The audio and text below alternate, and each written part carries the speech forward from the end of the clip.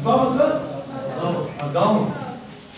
Аз бих желал да си помолим за това, за двамата Адама. Един Адам, който направи грях, и го познава точно от начало, който се греши, който чул змията неговата жена и поради неговия грях всичките боледуват и мина през целия свят и всички умират. Закона влезе на умиране. Обаче втория Адам, който аз тази сутрин ще ви го проповядвам, втория Адам е този, който дойде за пъти на първия Адам. Това, което той се греши.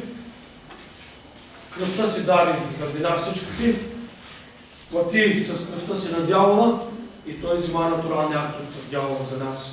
И вече всеки, който повярва в него, той има вече друга натура, той вече има друго естество. Макар и да живеем, макар и да спим, макар и да имаме семейство, макар да сме на този свят, но ние вече не сме от този свят. Хора, които живеят с първия Адам, още не са спасени, още не са се примирили със себе си. Обаче втория Адам е Исус. Адам, на турски се говори, как се казва Адам? Човек. Ние сме втория човек. С втория човек, с Исус Христос, днес ще направим много добро слово, ще проповядваме. Аз знам, че който чуе това слово, ще приеме големи благословения за себе си. И благодаря на Бога за вас, че тази слушателство, за да слушате това слово. Двамата Адама.